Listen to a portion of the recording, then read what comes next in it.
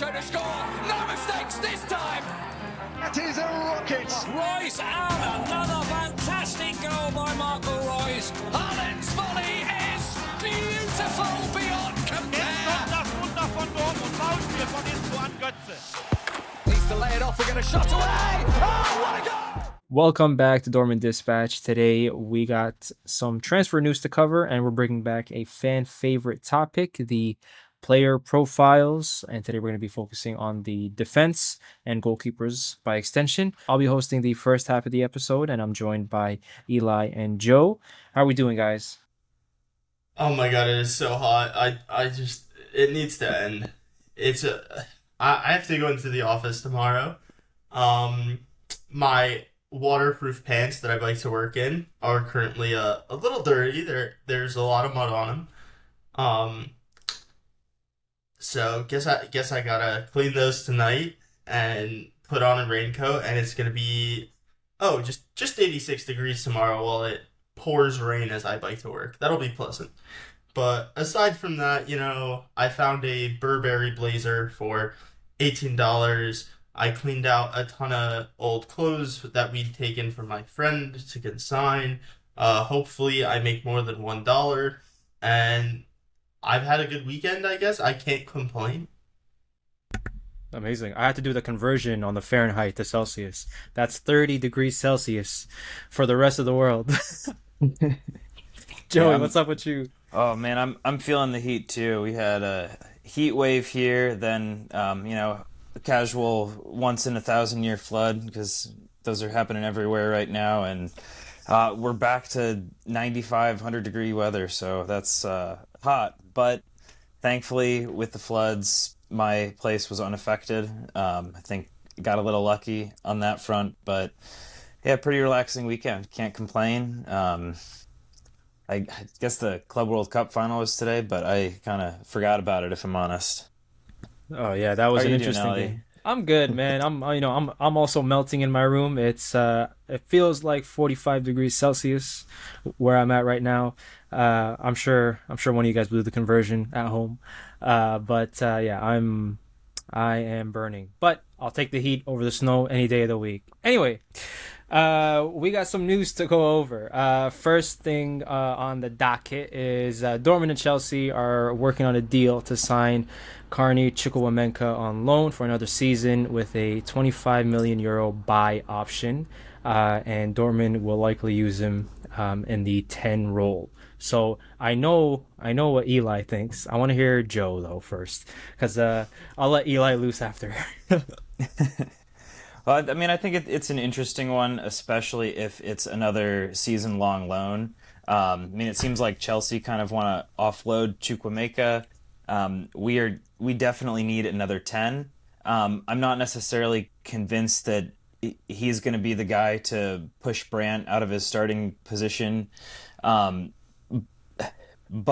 I'm okay, I guess I would say, with the links right now.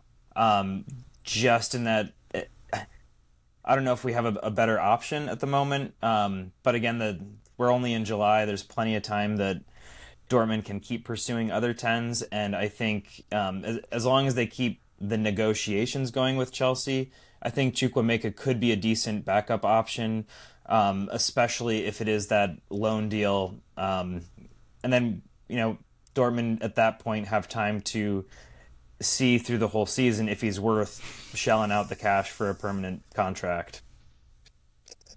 Yeah, I think that it's it's not a risky transfer, right? Because it is just a loan, right? That's not true. That's not true. Is it? We need to Are you stop sure? that. Okay, all right. Yeah, sorry, go ahead.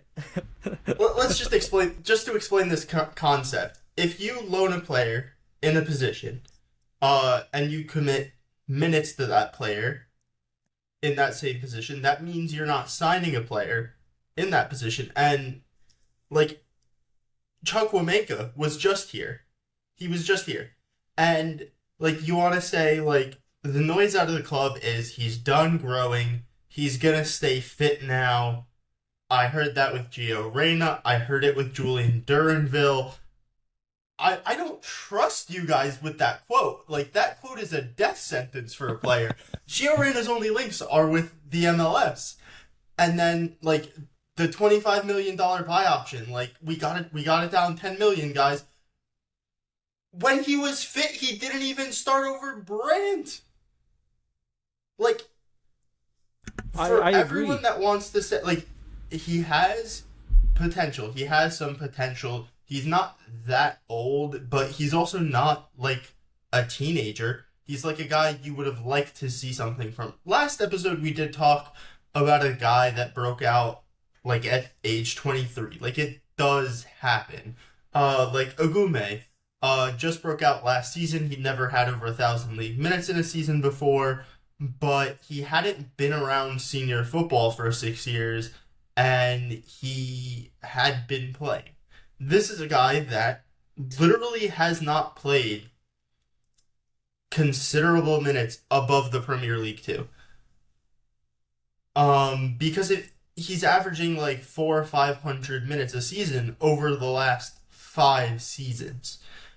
And there's not enough progress that you can look at where there's like a linear jump, because it's been consistently mediocre throughout his time. He's consistently shown flashes, typically off the bench. And like the biggest issue with this transfer is, why are we like crying poor that we need to bring in all these other players in other positions as if this isn't a priority, when available in the number 10 position for apparently 20 million euros with a release clause is Enzo Mio. Apparently available for right around 20 was Martin Baturina, and he went to a team that's not even playing in Europe.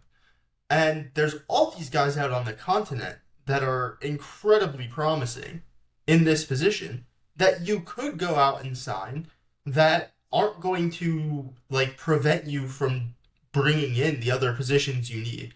Like, none of the guys I just said would have prevented Borussia Dortmund from going out and signing a 6, a defender, and an attacker. Like, we've seen him play as a forward.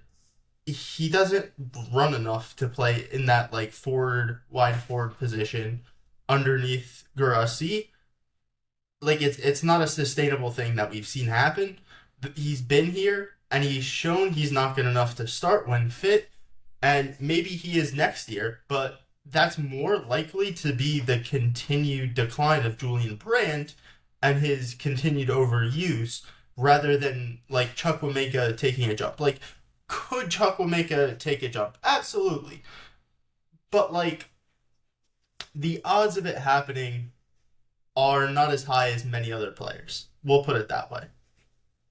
So here's the thing. I agree. I don't think this transfer should go through. I was going to say that it is a lower risk because it is a loan. However, if they're already open to spending 25 or up to 25, then I'm sure that they can find someone in the market, you already mentioned two, for that money to actually really take minutes in that 10 role. Because when he did play, right, he was better, a little deeper in the formation, not necessarily higher up the pitch. And when he was fit, like you said, he wasn't even starting over the guys that we didn't even want to play to begin with. So I think that this transfer for me is a pass. It's kind of just like a band-aid, like, hey, we don't know who else to get. Let's get this guy. He's already here. I may as well just keep him type of energy. And I'm not really with that. I think that it's kind of lazy, and it's not providing Kovac with the best team, because ultimately, right, he needs to perform and you need to give him the tools to perform. But we can go down a whole different rabbit hole if we start talking about Kovac. So, any final thoughts, Joe? Yeah, I mean, I was going to kind of say what you just said, in that I do think another loan deal with Chukwuemeka is kind of the easy way out. My hope is that this is a deal that kind of stalls while Dortmund scout the market, because I think both of you are completely right. If we're willing to spend if they're willing to spend 25 million on a player in that profile, then I think we should get somebody not just who's going to get minutes, but someone who's really going to challenge Brandt for that starting role. Because I just think having the competition benefits both players and it benefits the team. So I would hate to go into the new season without another 10, and at that point I would be okay with Chukwuemeka as the backup. But at this point in the summer, I'd say I'm hopeful that Dortmund maybe seeks another player. Enzo Mio, that's one. I mean, just to give you another example, a player that moved to Stuttgart for 1 million euros, granted he hasn't played a senior minute yet, is Noah Darwich. This is a guy that has dominated at the youth levels. He's played for Barca B, and he's moving for 1 million euros. His wages are going to be, like, his fee and wages this season are going to be less than what your loan fee would be for Carney Chukwuemeka. And honestly, I would view them similarly going into this season. I would be thrilled if we can trick Chelsea, bring in Chukwuemeka on a loan with a considerably lower loan fee than we paid last season, and he's my third string 10, and he's my third string winger, and my fourth string forward. Because those are roles we've seen him play. I don't really love him anywhere else. Maybe he gives us a tiny bit more depth at the 8, but we're pretty crowded there right now, so I just don't... I don't see him having a legitimate role in... Like, we're about to finish this episode by doing our player profiles and projections for every single defender, and if we got to Chukwuemeka, my projection is very conservative, we'll put it that way. But we can get into our next bit of news. Perfect. The next bit of news is Johan Bakayoko remains Dortmund's top priority for the wing position. However, the Sky reporter Florian Plettenberg has mentioned that Leverkusen has entered concrete talks with the player as well. So this is someone that we've talked about previously, a number of times actually, in terms of him coming in and filling in our right wing position and giving us a bit of extra edge to our attack. I think it's a player that we're all a fan of if the transfer goes through. But what do you think, Joe, about Leverkusen already entering talks with him, and how long it's taken Dortmund to get the ball rolling? I mean, it's tough because Dortmund is just coming off of a lot of resources being dedicated to the Club World Cup. I would hope that they would have had some folks left behind in the back offices trying to grease the wheels, so to speak, in terms of getting some of these transfers rolling. Bakayoko, I know Plettenberg is reporting that Leverkusen has entered concrete talks. So I think it really comes down to who can sell the system, the idea, the club, because Leverkusen have tons of money at their disposal right now. They've made a couple big money departures this summer. And there are players who are going to look at some of these openings in their squad and see, that could be my place to a starting role, and I could also get a fat paycheck. He could also probably go to Dortmund and get a paycheck that we're going to be complaining about in 2 seasons. But I think this is going to come down to who can sell. So I am a fan of Bakayoko. I think he would make a good addition, especially with Giddens' departure. Having a solid winger would definitely be good. I really don't know if this is going to happen for Dortmund though, but we can be optimistic. Well, so what I want to ask you, Eli, is what do you predict is going to happen not only with this transfer, and I will give you a bit of a broader question, but with the transfers this summer for Dortmund, because with the Carney talks, it seems like they are playing it safe, and then with this news, if it's true, right? Because we don't necessarily know that for a fact. But if it is true that that Leverkusen has already made contact with Bakayoko, and it seems like it's going well for the most part. What do you hope to see, and what do you expect to see this summer from Dortmund in the transfer market? Well, my hope is that for the first time in about 7, 8, maybe 10 years, our president, Hans-Joachim Watzke, the guy running the show, takes a step back, hands it over to his sporting director, and lets him do business. Because Bild has run, in recent weeks, the same story they've run the last 3 years. The coach's name has changed. The sporting director's name is the same, but it's essentially sporting director and coach not seeing eye to eye. And those two roles are very different because the sporting director is supposed to set us up for long-term success, and the coach is focused on the next match, and that's just about it. And so I really hope that we're not putting too much control in the hands of a coach on an expiring contract, because that would really worry me. So in terms of predicting, that story is just coming from Bild right now. We have apparently made some contacts with Bakayoko. He's apparently a little bit more interested in Leverkusen, which would say to me that they're willing to meet whatever buyout he may want, and that he's not necessarily caring too much about money with this move, because as much as you say, like, they have an unlimited amount of money to spend, Joey, they have an unlimited amount of money to spend on transfer fees. They do not have an unlimited amount of money to spend on wages. Their wage structure is about a quarter of what we spend. Something like that, maybe half. But we have a considerable factor difference there. So if we made him a priority, I think we could sign him. But the thing is, I don't think we can offer him a nailed-on starting spot. Like, I think we can offer him 2,000 minutes, but we have Karim Adeyemi that would start in a 3-5-2. We would have Ryerson probably at the right wing back. You don't necessarily want Bakayoko playing as a wing back.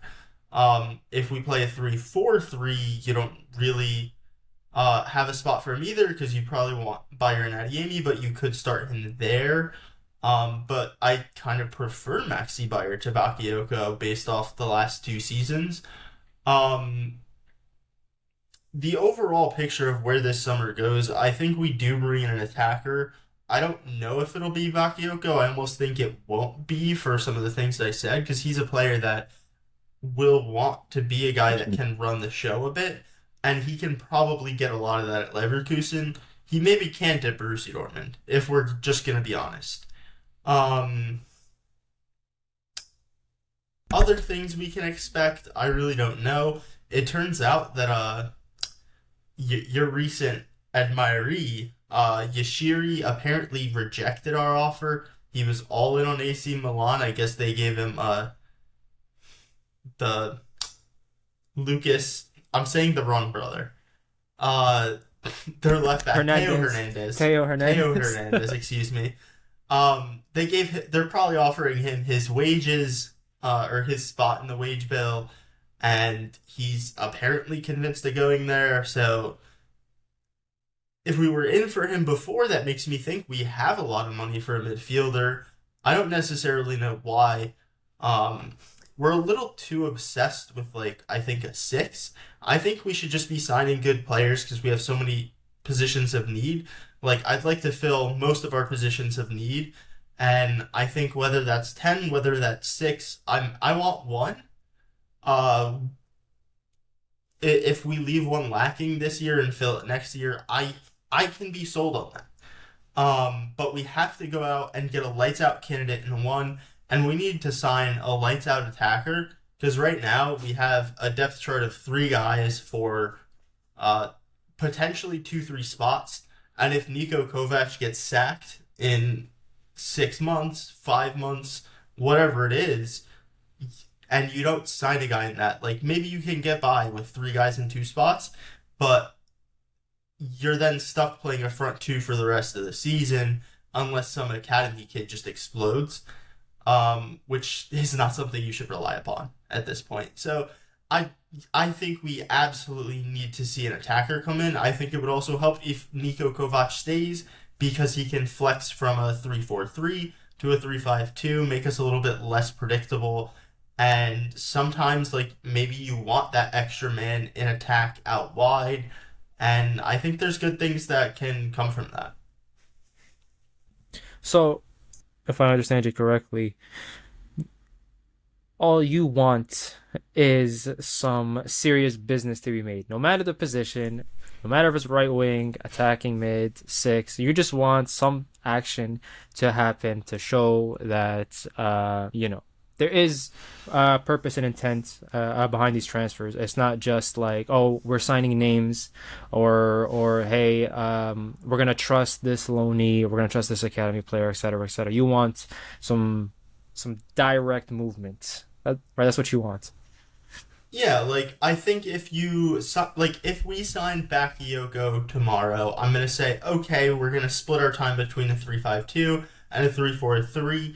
Bakayoko and Brandt can rotate for each other. We can play and have a little bit more creativity out wide via Bakayoko in a 3-4-3 and have it centrally from Brandt if we play like a 3-5-2. Obviously, like, positions are very fluid, but you can still have these very different dimensions by changing out your profile there, and that solves an issue. Like, I want players that I can see a vision in the squad where there's a very cohesive, on paper, lineup that you can create with that player.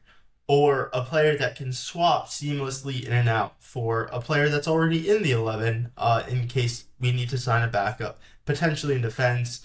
But let's get on to the next matter because we might want to quickly touch on the Julian Duranville injury. This is a shoulder injury. I view this as kind of a fluke. Like, a lot of people are saying that he's very injury prone. This is an upper body one. Historically, most of his injuries have been in the lower body. I know I made the comment about growing players that the club has talked about, like the growth spurt stops, the injuries stop. I don't necessarily buy too much into that, but I don't know. What do you guys think about this injury? Do you think, like, he is still just 19? Do you think that maybe you're selling a little bit of stock, but you're holding on to some? Are you buying? Like, what do you guys think about this? So for me, I'm so sorry to jump in, Joe. For me, I have high hopes for Duranville. I really want him to work out. I think what he can provide is extraordinary, and I think where he lacks can only be gained through experience. The issue is he doesn't have enough minutes. He doesn't play enough because every time he is available, he'll pick up an injury shortly after. Now, I want him to work out, but I am starting to lose a little hope. Even though I don't want to, I really do hope that, this injury is, like you made it seem, minor in some sense. He'll come back stronger. And now, hypothetically, if we don't sign Bakayoko and Duranville can't stay fit, then we're in trouble because we're really lacking in the forward depth, guys that can impact the game. So yes, and as well with the exit of Gittins, I think is definitely it's mandatory, honestly, that we bring in a forward of some kind. We do have Bayer, we do have Kareem, but we don't have any depth. To be quite honest, and I'm talking about forwards, not attacking mids that can play forward types. But yeah, Joe, any thoughts?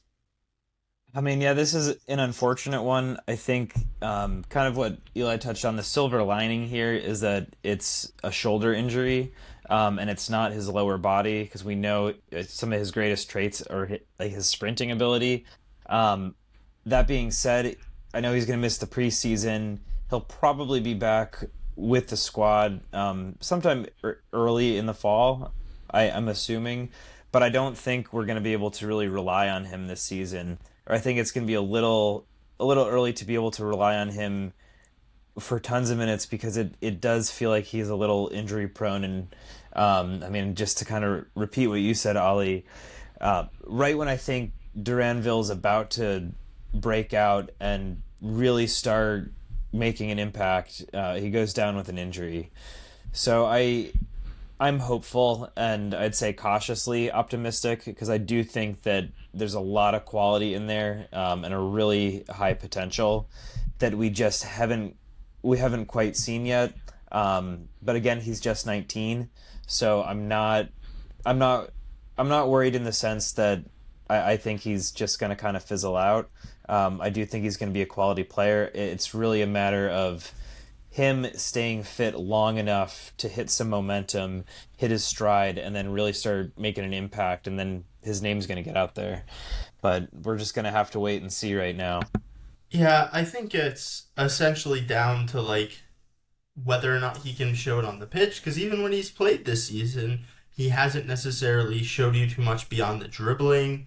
But Ali, I think it's ready to get into the player profiles. Yeah, I was just gonna read that quote from Sebastian Kehl. I didn't realize my mic was muted, and then I was gonna dive in. So I'll read that, and then we'll jump in.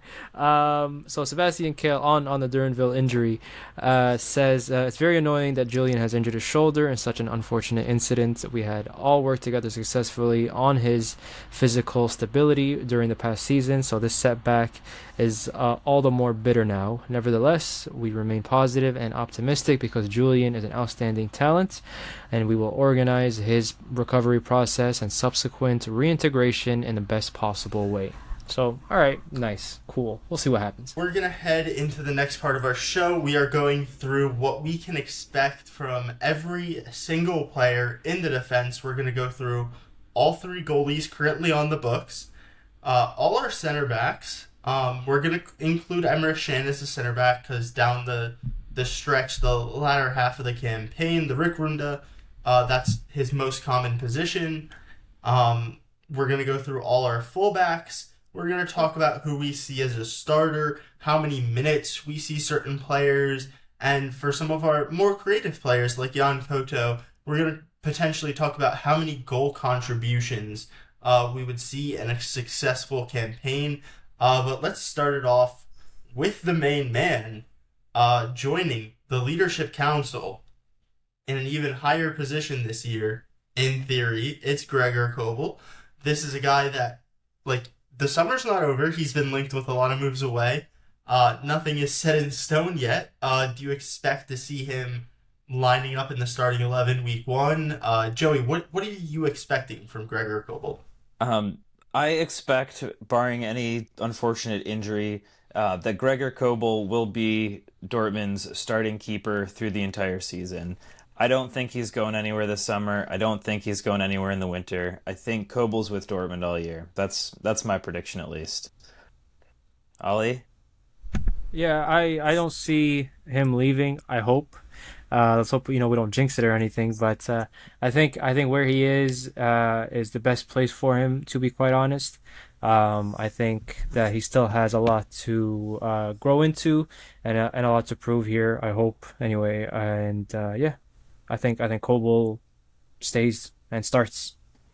Yeah. So his last 3 seasons, he's had 27, 26 and a third, and 32 90s in the league. So last year was the first year he kind of overcame some of his injury issues. Like he really didn't have any major concerns this year. I don't necessarily know if that's something we want to predict about. Like, the thing I would mainly be focused on is last season, his post-shot XG saved did go down. It did get a lot better in that winning streak to end the season. I haven't been really thrilled with him in the Club World Cup. He's always been better statistically in the Champions League. Do you think this past season was a fluke and he's going to return to that 23-24 form? Like, do you think this guy is going to be the star we saw that season? I think he's going to improve. I think for Kobel's standards, he had a bit of a down season last season. Um, Certainly, Nuri Sahin's system did not help with anything in the defense. But like you were saying, I do think that we're going to see a better Gregor Kobel this season than we saw last season.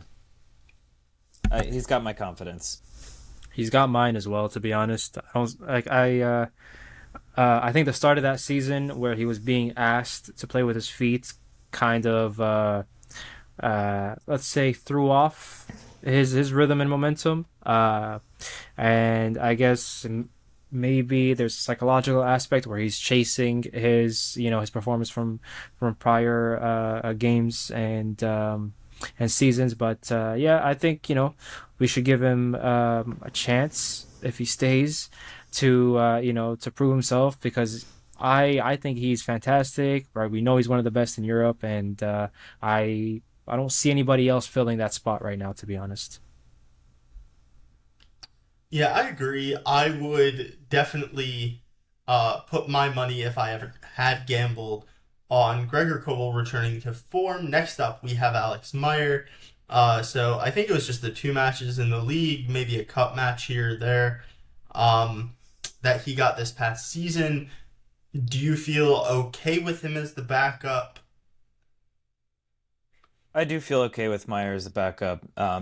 I think that he's had some pretty good performances when Kobel has been injured, and as much as I think Kobel does tend to stay pretty fit, he's not beyond a slight injury or a knock here and there. So I do think, I'm confident with Meyer as a backup, especially with how well Kobel has stayed fit in recent years. Yeah, I really don't have much to add, to be honest. I think um, this is gonna sound bad, but I don't mean it badly. He knows his role, you know, like he knows his place. So I think it's great to have a keeper that's always available and ready just in case the main one is unavailable, and he's been that for us. So I'm happy. I'm happy to keep him where he is as long as he's happy to be where he is. Yeah, we're not going to talk about our nearly 2 centimeter tall academy graduate Silas Ostrozinski. We'll save that for once he makes a senior squad. But next up, we have our most forgotten Borussia Dortmund player. It's Deont Ramai, signed from Ajax this past season. He was loaned out to, I believe, Denmark, where he did lift the trophy there. Got into some controversies as well. Are you just expecting another loan move for him? That's exactly what I'm expecting. I don't have the quote right in front of me, but I want to say a month or two ago, even he said something along the lines of like, "Well, I'm not coming back to Dortmund to sit on the bench," or like, or I'm not going to a club to be the backup," something like that, which I really admire the drive. But I think he's going to go on another loan. Yeah, I mean, um, I'm right there with you. I like the confidence, but I just don't see either of our backup keepers dethroning Kobel. It's nice to have that bit of competition, and maybe he gets a game in preseason and really impresses. But as of right now, I think our structure for the keeper hierarchy is exactly how it should be. Okay, so next up, we have a guy who's done his ACL. A guy whose name is on the back of the shirt I am wearing. It is recent father Nico Schlotterbeck. So currently injured out through October. He's going to be missing significant time this past season. I don't need to go into the statistics, like, I don't know, 99th percentile for progressive passes of all center backs in Europe, 93rd percentile for progressive carries, 92nd for successful take-ons, 4 league assists, another one in the Champions League, 3,000 minutes, and managed to do his ACL with another like 500 minutes on the table. I don't know. Maybe you play the guy a little bit less. Um, 2 shot creating actions per 90. what else is there to say? The guy can ping the ball all over the pitch, dominating in duels. His aerial duel success percentage, I believe, went up on the season from his previous years, which was previously a bit of a knock on him as a player. But yeah, this season he had a 65.8% aerial win rate, which was his highest since he left Freiburg, where he would have had a little bit more protection from the midfield. So very dominant in all regards, an absolute Rolls-Royce center back, but he is coming off an ACL injury. What do you guys expect from Nico Schlotterbeck this campaign? I expect that Schlotterbeck will be back into his starting role by January. I think that my biggest fear with Schlotterbeck is that because he's so important to the squad, that Kovac may play him a little bit too much too soon. I would much rather see him make a gradual return to the starting lineup and regain his strength, because we know what he can do.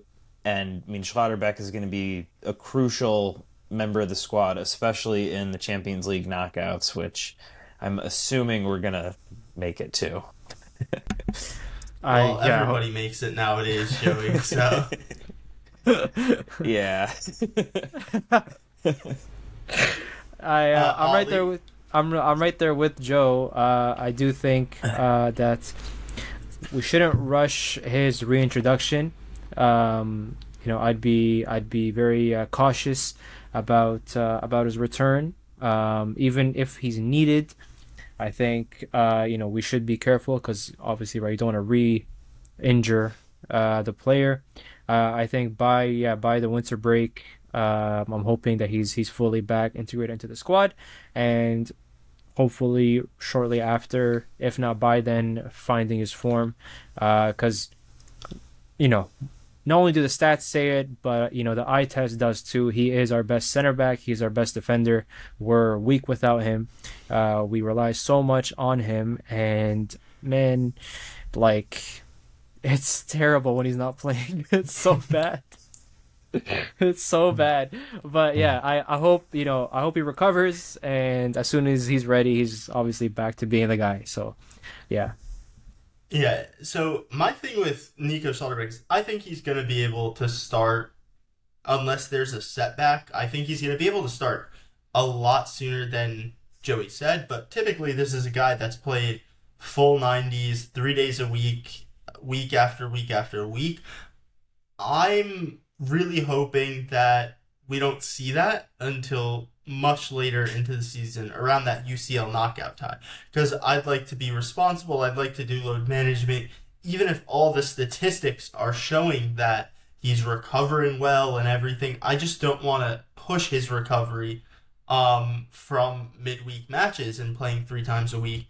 So whether he's playing 60 minutes twice a week, or he's playing 90 minutes once a week, I want to see a very responsible plan for his long-term health.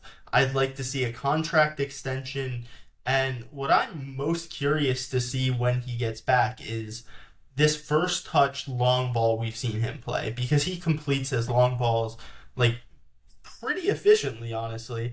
And one of my worries is that pass. I feel like it requires a certain level of strength that you can definitely lose from tearing your ACL. This is a guy who his long passing completion percentage was up from 55% the year before to 67.4% last year.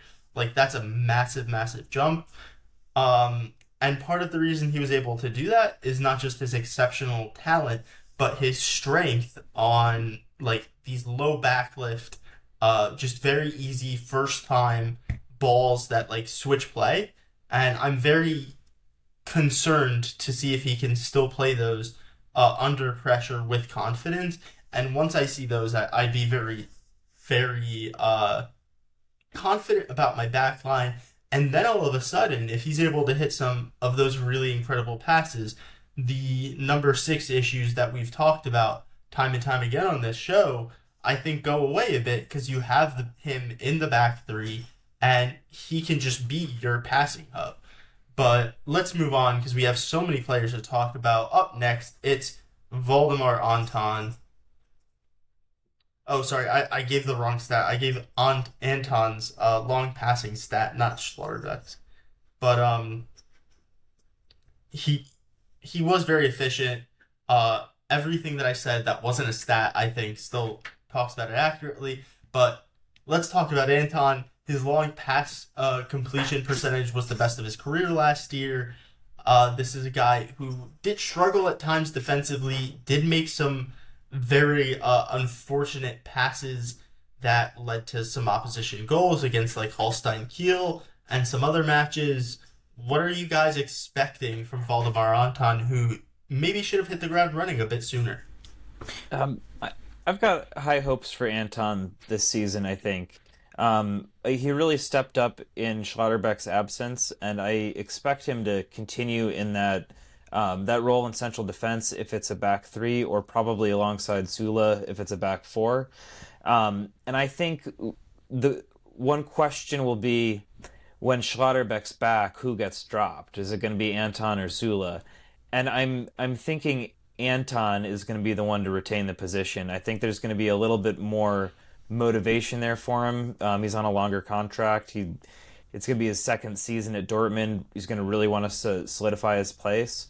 So I do think that we're going to see quite a bit of Valdemar Anton this season. And I hope that what we see is more in line with the closing stages of last season, and maybe fewer of the mistakes we saw in the opening parts of the season.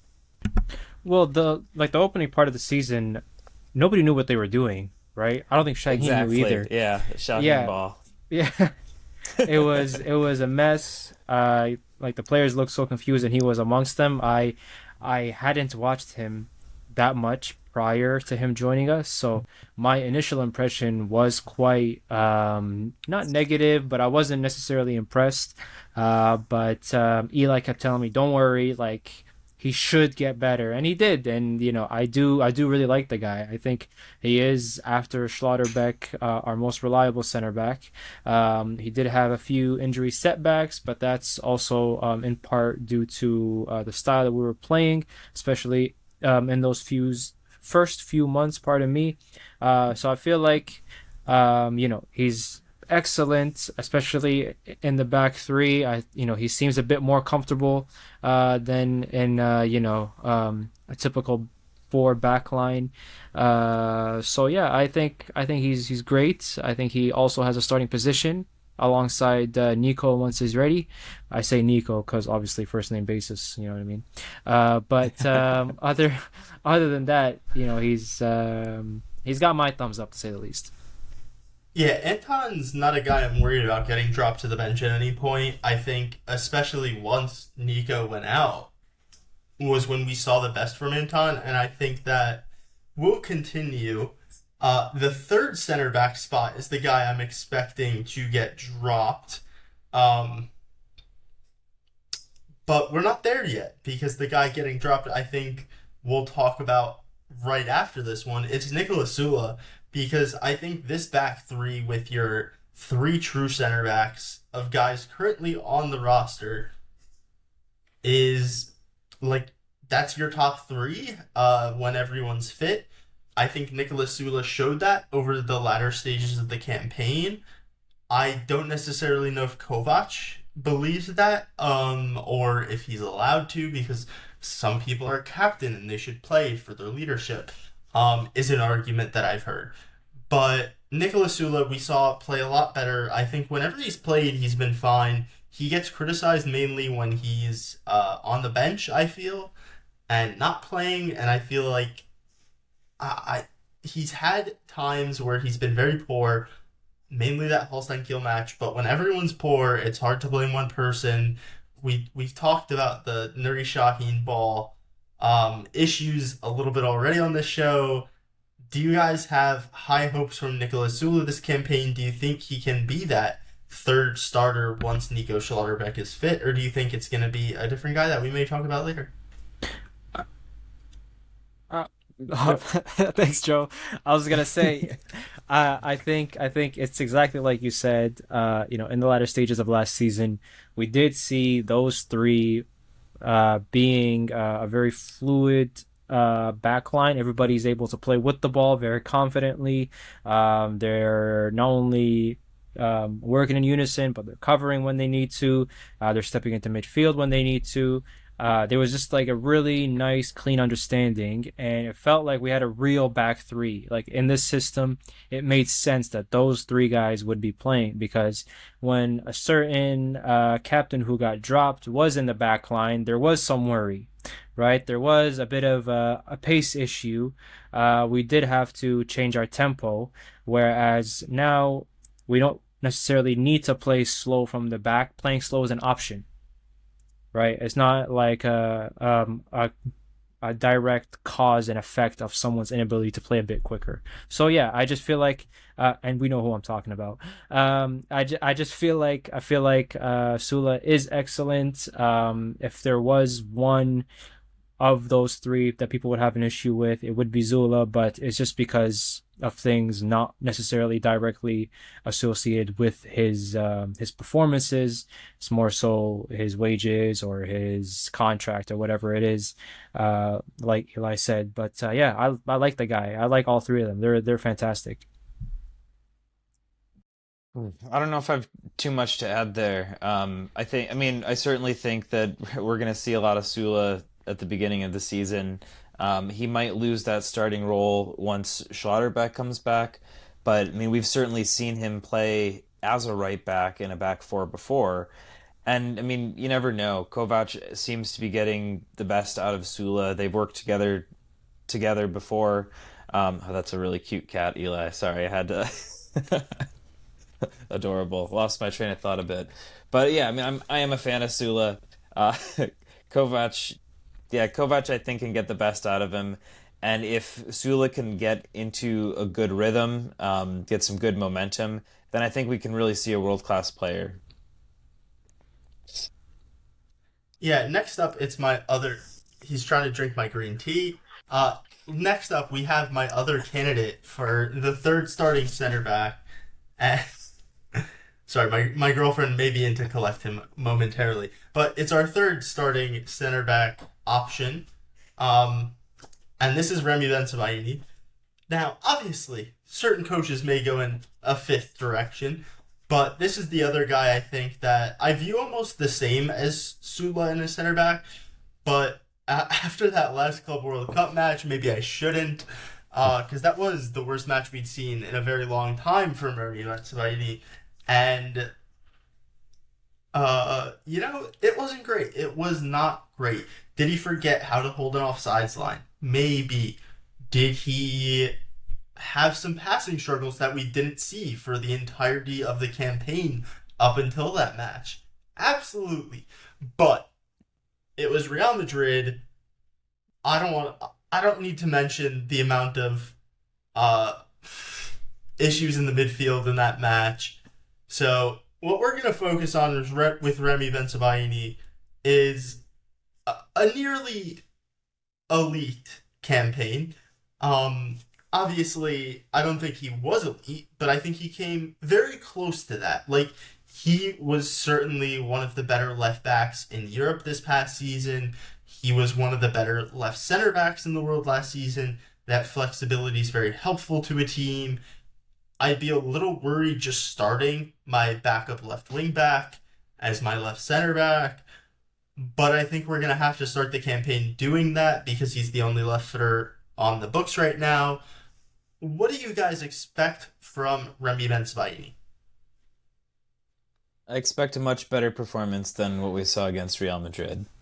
Uh, um, I mean, I was not impressed with Bensebaini during his first season at Dortmund, but he really changed my mind in the second season. I mean, kind of like what you just said, he's going to be the starting left back in the new season, at least until Schlotterbeck's back, and there can be a little bit of rearranging going on in there. But I mean, I think I hope Bensebaini's better than he looked last week. Hey man, it was the Heat. Blame the Heat. I'm uh, blaming the Heat for everything right now. I heard Enzo Fernandez talking about this the World Cup schedule last year or for the next year, pardon me. And I'm like, oh man, it must be really bad. But I think Oh, it's gonna be so bad next year it's because gonna be terrible. they're gonna have to travel even more.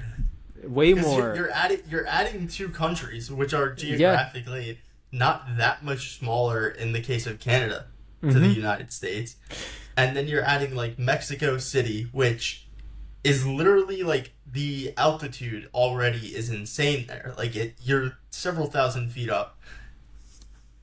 Oh yeah, You're gonna have to be playing games there, Azteca Stadium. and then you're gonna have to travel like on a 5-hour flight, like. And I is don't it going to know, be man. like a home base again? So even though you have two matches in the same city like Cincinnati, you're still flying back to Miami in between them. This is terrible planning. But hold on, let's go back to Pennsylvania. All right, we're digressing. Oh man. Wait till you get to the World Cup after this, where the first game's in Uruguay and the rest of it's in like Oh Saudi yeah. Arabia. my god. Going across oceans. Congratulations on your World Cup flight. Or first World Cup match. Here's a 20-hour flight to the Middle East. Oh man, it's terrible. But Pennsylvania, man. Other than that game, I remember the start of the season, he was looking a little rough. Who wasn't? I keep mentioning it, but other than that, I did like him. I thought he stepped up. I thought he kind of asserted himself as like a core member of the team in two positions in the left back role up until we got Svensson, of course, and in the center back role, especially when Schlotterbeck was injured. Now he's not a Schlotterbeck; he doesn't do the things Schlotterbeck does. However, he did make his presence known, and I'm not, like I've said this before, I don't count the Club World Cup for anything. Everybody can have a bad performance, and it doesn't really mean much to me. Just because like it's not really a great indication of the team's performance or current mindset and things like that. So I think overall he's been great. He will be starting up until Schlotterbeck is fully fit, and could even displace another one of the center backs if his good form continues.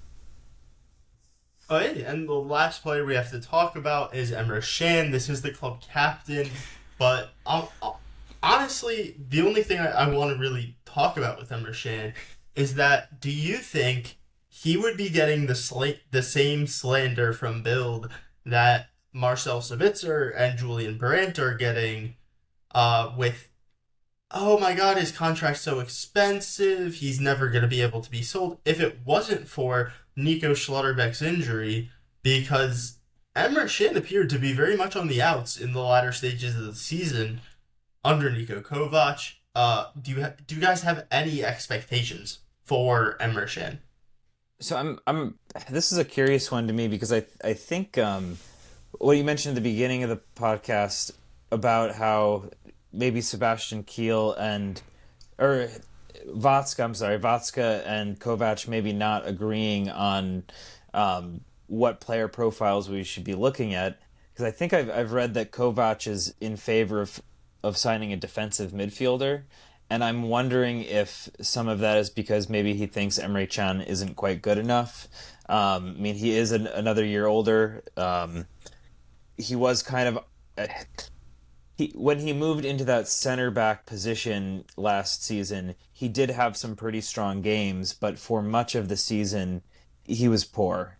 And I don't have a lot of confidence that there's a huge place for him in the system right now, especially with, I mean, Felix Mecha is probably going to be a starter now that we've got Job in the mix.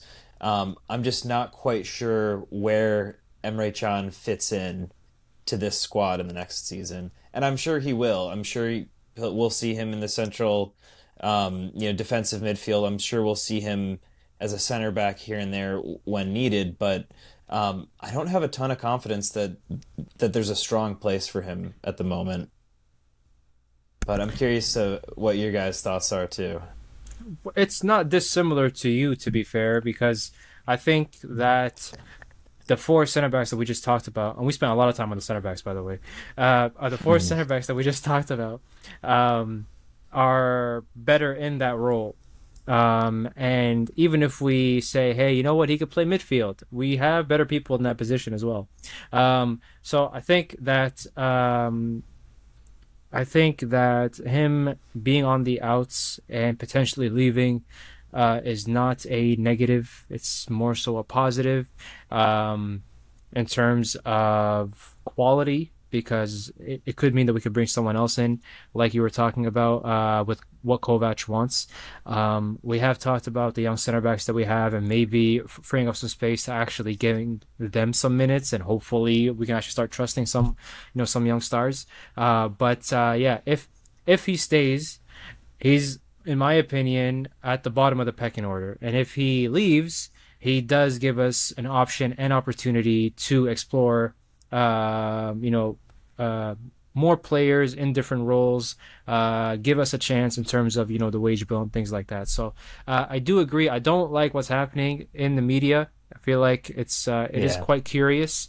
I feel like somebody has an agenda. I don't know who. Somebody has an agenda in that sense, but yeah, I think he's definitely at the bottom of the pecking order. Okay, next up we have Julian Ryerson. This guy has been consistently solid defensively, but he's scored some goals here and there. This past season, he had a goal and an assist, or he's had a goal and assist with the with Norway in the World Cup qualifiers, just 4 matches. For Dortmund, though, do you think he's best suited for the wingback role? We saw him at right center back against Real Madrid. He doesn't necessarily naturally fit into a wingback role, but what do you guys kind of anticipate for Julian Ryerson this season? His profile doesn't naturally look like a wingback, but this is just from my own observation. I think he plays best when he's a wingback as part of the back four.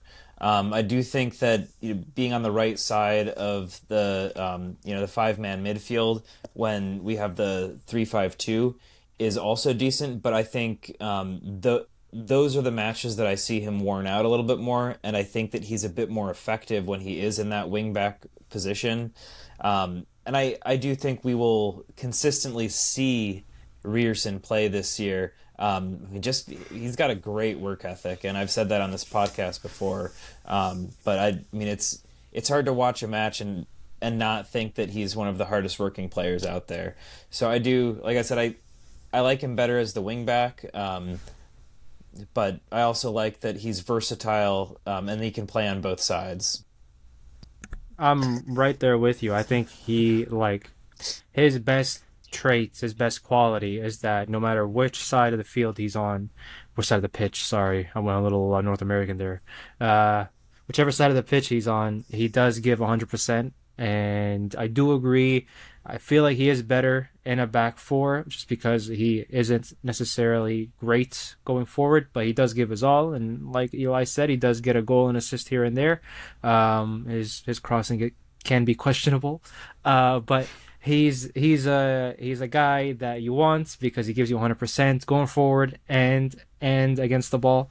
So yeah, I think for me he is the starting right back. As much as I do like the other option, I think that there is a bit of a switch up that needs to happen with the other player, but we'll get to him in a second. What do you think, Eli? Yeah, I just think it's weird to have this guy in a squad when you're anticipating playing in a back three. I don't think he can play a right-sided center back. We saw some issues with the offsides line, and at 28, I don't know if you can teach necessarily those instincts. He is very solid, though, at right back. At right wing back, against particularly, weaker opposition, this guy is going to cause you problems in that he's not the best on the ball. He's not. He's serviceable. But it really stands out against deep blocks, like particularly if we're playing a Champions League game and we are trailing late on in a must-win match, I don't trust Julian Ryerson because I feel like at that point in the game, they're just going to like try and funnel the ball to Ryerson. His service isn't exceptional, and they're just going to feast on that. But this is the type of player I feel like is very good to have in your squad because of his workmanlike tendencies. I think his like X factor, his non-statistical, his non-technique stuff is very good to have, and especially in Champions League matches against a team like Real Madrid or against Manchester City, where they're trying to rely on these wingers to beat their man. I think Julian Ryerson is a great guy to have. I think he's great at that. The 1v1 defending, like leave him out on his own, he'll hold his own, and maybe like your right center back is the guy pushing up a little bit more, and he's like man marking deeper. So I think there's a lot of good things you can do with Julian Ryerson to kind of work around some of his flaws, and I think that having a guy like Anton next to him as the right-sided center back could really help because he's a bit more mobile. He's a bit better carrying the ball forward. Maybe needs to work on his passing, but he did show some nice flashes when he did get forward at times. Next up, we do have Jan Koto. This guy, bit of a disappointment in his first season at Borussia Dortmund. He was just a loan last season, but he's now going to be on, theoretically, a much higher wage on a pretty long contract. He's 23 years old. He is very short. He's listed at 5'6.5", but that's what's commonly referred to as a lie. The progressive passing was good. The ball carrying, not under pressure, was like smart, intelligent. He took the ball into better areas, but under pressure, he did struggle at times on the ball. He gets forward a lot. Defensively, you'd like to see him be a lot better in duels, but given some of his height issues, you're probably just not going to see that ever. This past season, I think the biggest concern you'd have is those goals and assists from the previous season dropped from 9 to 0. The expected dropped from 5.7 to 1.2. This is a guy I hated the signing. I don't know. So, I'm so sorry, Joe. I do want to jump in. Go for it. I think, I do think some players need a season, and I hope that he works out because I do like the player. I think he's really good. I think he offers us so much going forward. And when we signed him, you can go back to the episode because I do remember saying this. When we did sign him, I did say defensively he's shaky. So right now, what do we have? We have a right back being forced to play right wing back who isn't necessarily is great going forward, pardon me. And we have a right wing back who can be good going forward, but isn't necessarily going to help us defensively because that's just not his game. He's more of an attacking right wing back. So I think what he can offer us, now this is all theoretical and hypothetical. Now what he can offer us is something amazing, right? He can add an extra dimension of creativity. Him and Svensson on either side of the pitch, that will be great. Now I hope it clicks with him because if I don't see an improvement by January, I do have a problem. And up until he does improve with and against the ball, I'm starting Ryerson, even if he's not great going forward. I do know that he's gonna I'd rather prioritize defensive efforts from that side of the pitch. So I have high expectations, and I hope they're met by January. But that's me though.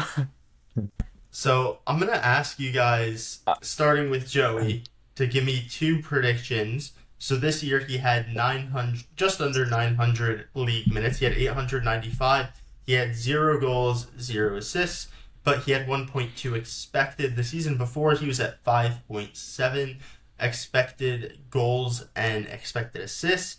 Had 9 actual goal contributions and 2,200 league minutes.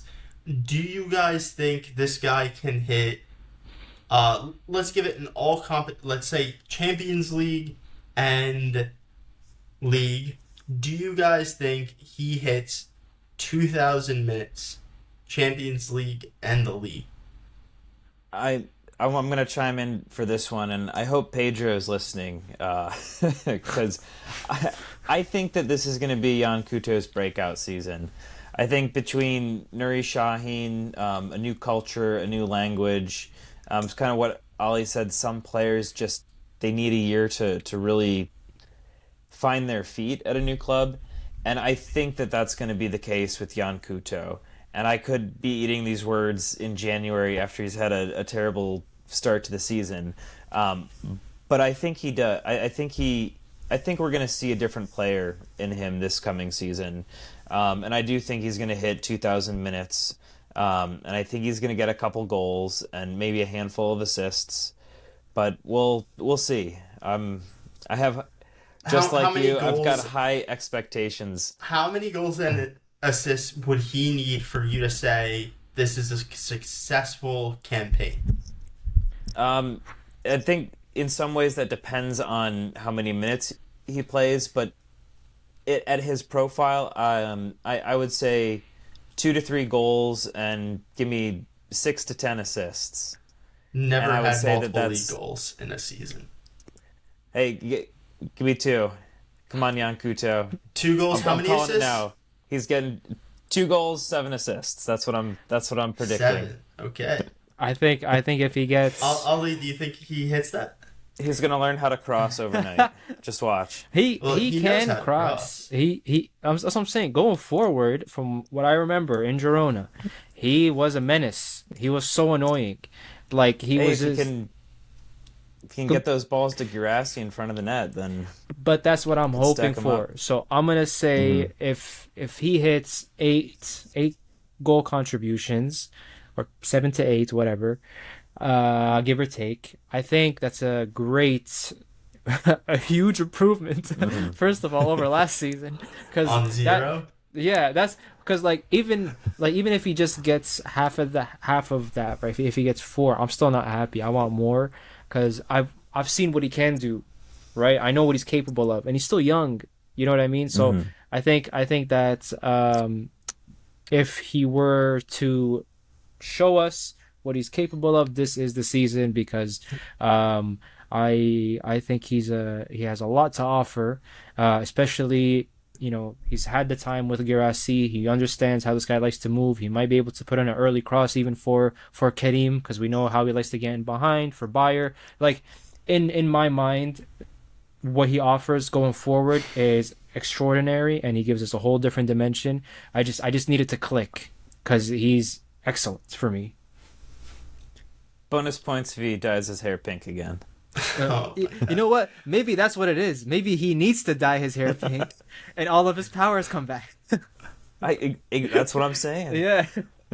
He needs to buy a suit for his wedding, because that T-shirt with his fiance in her wedding dress, that's embarrassing. Oh man. No. So Jan Couto this season, I think anything under 5 goal contributions is, quite frankly, terrible. Like, that's, sell him now at whatever you can receive. Like, 10 cents on the dollar, whatever you get, you get. I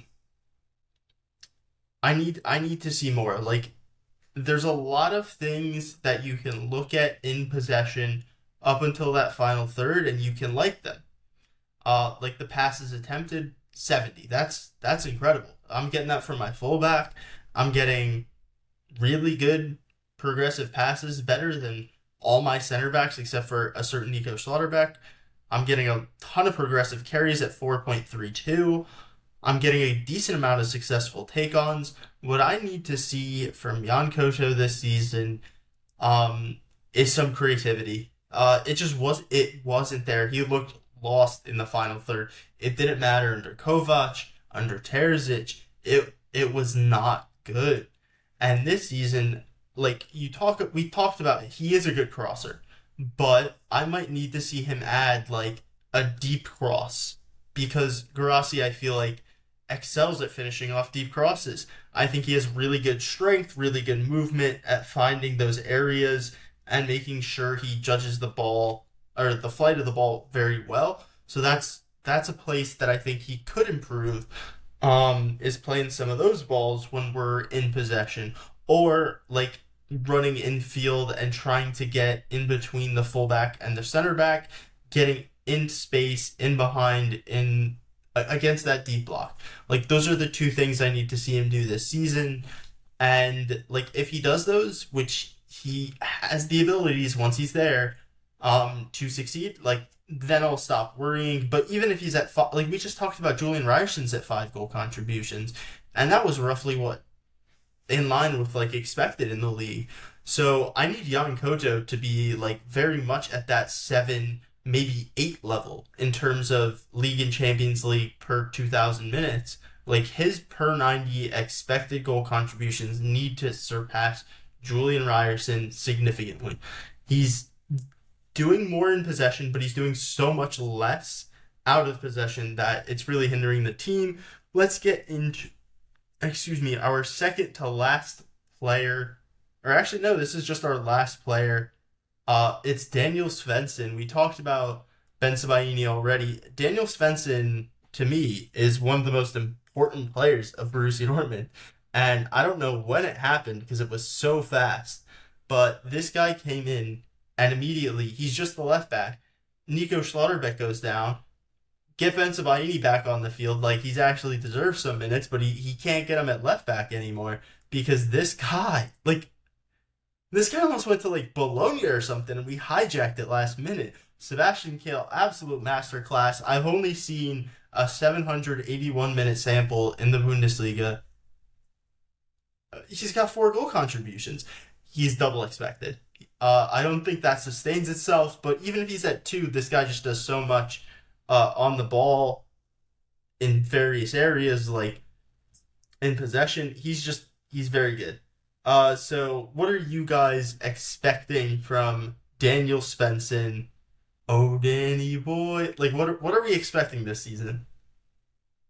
More and better. I mean, if Svensson could arrive in January and perform like this for Dortmund, what does a Daniel Svensson look like who's fully integrated into the squad? I think we're going to see more from him this season, and I think he's going to keep improving, and I'm really happy to see it. So I don't have too much to add there. I mean, Svensson, like Ryerson, is a bit of a workhorse. I really admire his demeanor when he's out on the field, and I think this guy's just going to keep improving this season. Played every minute at the Club World Cup as well. Mm-hmm. He's great. I love him. I didn't know who he was when the link started happening.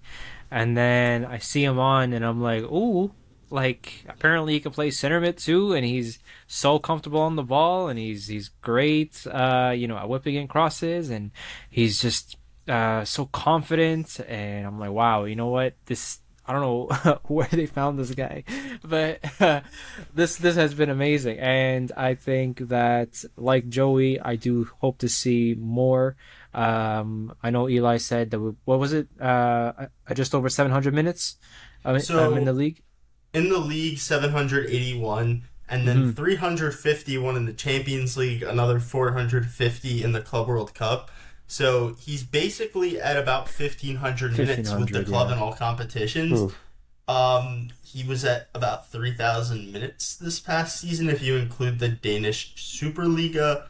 But I think that their calendar is different, so I don't want to get quoted on something like that.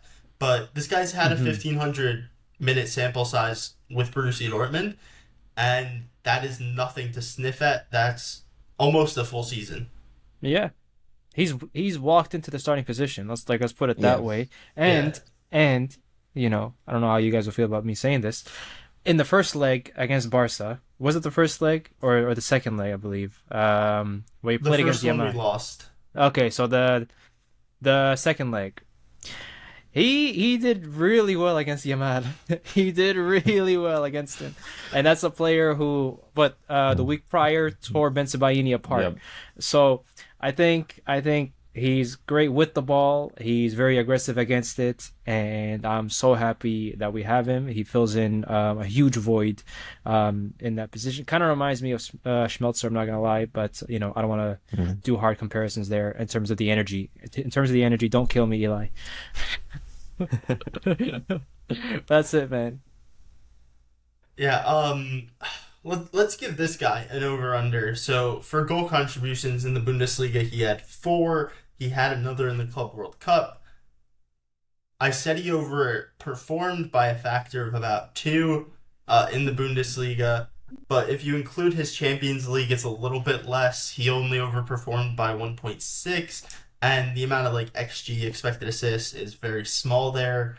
So over a full campaign, obviously, if he takes corners, there's a big swing there.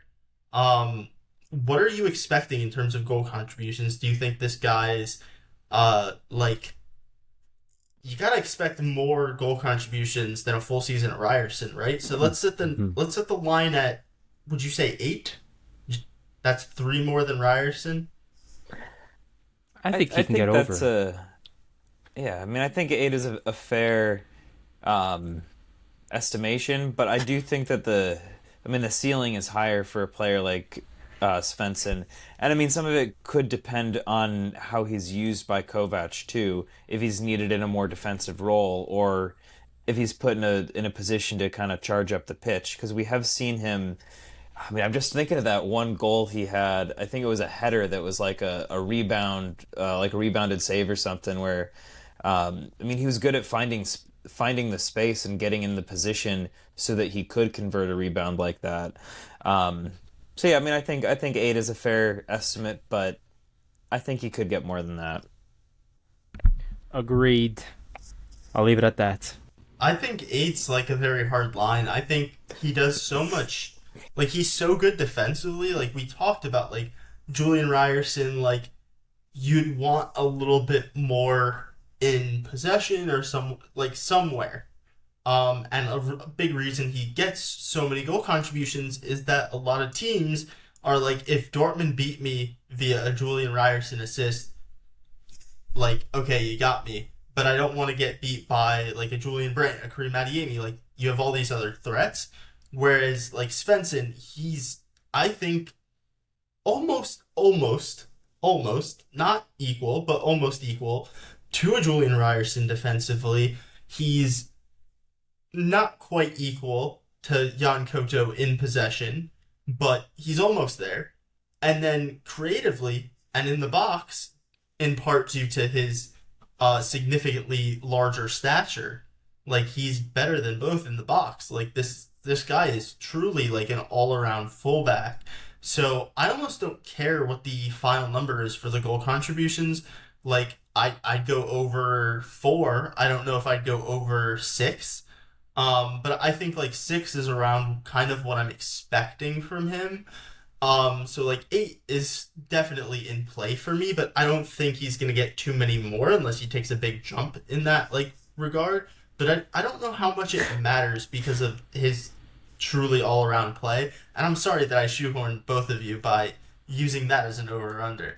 But thank you for getting shoehorned. He said, all right, I'm going to give you an over-under. Actually, I don't really care about it. That's an adequate response. I would have made fun of you for it, but... It's too funny, man. But yeah, I love the guy. I think the team has a whole new height to hit, and I actually am very, very excited about this coming season. I think we'll do much better, mainly because we have a coach at the helm with a clear idea, a clear path of how he wants to play, and that should make things a lot easier. And yeah, I'm excited. What about you guys? I'm excited too. I'd just like to see a couple more smart transfers. Yeah, absolutely. I think the Club World Cup has made it really hard to do these player profiles and projections because every other club is like in preseason right now. So all their transfers, like they've really wanted to have them done, and Borussia Dortmund can't really do that because they're at the Club World Cup, and like they've just sold some players. Hopefully, we'll get some new guys in. But this past season, the last thing we're going to project is, as a unit, defensively last year, we conceded 51 goals from 42.8 expected goals against. A big part of that was we were really unlucky in terms of the quality of finishing we faced. So if you look at, like, Gregor Kobel, like, we looked at Gregor Kobel's post-shot XG, and he was still positive. Like, yet we conceded so many goals over expected. That doesn't mean this next season we're going to go in the opposite and concede, like, 7 less than expected, but it could happen. How much better do you think we can get better than 42.8 expected goals against? And how much better do you think we get than our 51 goals conceded this past season, which is quite frankly terrible. It is terrible. I'm optimistic. I don't think it's going to be as bad as last season on the conceding goals front, and I'm hoping that the law of averages plays in our favor this season. There's a lot of hoping on your end. There's a lot of hoping. Oh man, I mean this is a tough one because what's a successful campaign? So like last season, the third best defense conceded 43 goals. That would be an improvement of 8. But St. Pauli conceded 41. Do you think that's attainable for us? Bayern were at 32. Are we going to concede a goal a game? Less than a goal a game? Like, well, I mean, the success. On that front, it kind of depends on how many goals we're scoring, right? Because that was sort of Nuri Sahin's whole spiel at the beginning of the season is, well, you're going to see more goals conceded, but it's because we're going to be scoring a lot more goals. I forgot about that. Except for the fact that we were scoring less than we were conceding. I forgot about that. But I mean, but if you do see, like, if it's a squad that, you know, is winning games 5-2, 5-3, 4-2 week in and week out, then it doesn't really matter that you're conceding more as long as you're scoring more than the opponent. But in terms of just having a strong defense, I'd like to see the number. I mean, is 45 asking too much? If we're just like talking a Bundesliga season, like that's reasonable, right? That's not asking for a ton. So if we look at the 2 seasons prior, Borussia Dortmund, in terms of goals against, were at 43. So that let's give you some more context. They were at 43 2 seasons ago, and the season before that they were at 44. So I think for me, the mark of success is getting under 40. Like, if we're above 40, we have room to improve, and some of that's not necessarily our defense. It could be our midfield. But to me, if we're good defensively, 40 goals. I was gonna say, I would love it to be like 35, because that would be like a huge improvement. But man, I'm still cracking up about that quote. Man, listen, we're gonna concede a lot, but don't worry, we're gonna score so much more. It's the free-flowing football, right? The free-flowing, yeah. Everybody can play anywhere. Oh, man. Guys, if everyone's just as good as Nuri Sahin was at football, we would like, win every game. You know what? Let me show you, the forward, what you need to do in your position as a midfielder. I got you. Don't worry. But we'll just put Bayern center back and. Oh man, that's gold. But yeah, I think I would love it to be 35. I would love it to be 35. Which might be asking for a lot, considering Schlotterbeck isn't going to be there for a little while. But anything I guess below 40, I'm happy, because what was it, 51? You said that's insane.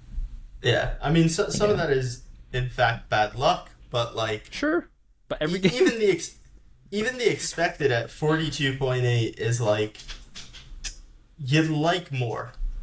Like You know what I mean? You're not challenging for a Bundesliga title with 42.8 expected goals against. We'll put it that way. Exactly. That was a lot. Yeah. That was a lot. Yeah, that was a lot. We did cover quite a bit. These player profile and projections are our best ever performing episodes. So we hope you guys enjoyed thirsty them. for action. But yeah, it's so tough because I feel like we're probably gonna sign a center back, and you know, as long as one leaves, I'm cool with it. Listen, Not Schlotterbeck. No, man. I don't think you can pass a medical right now.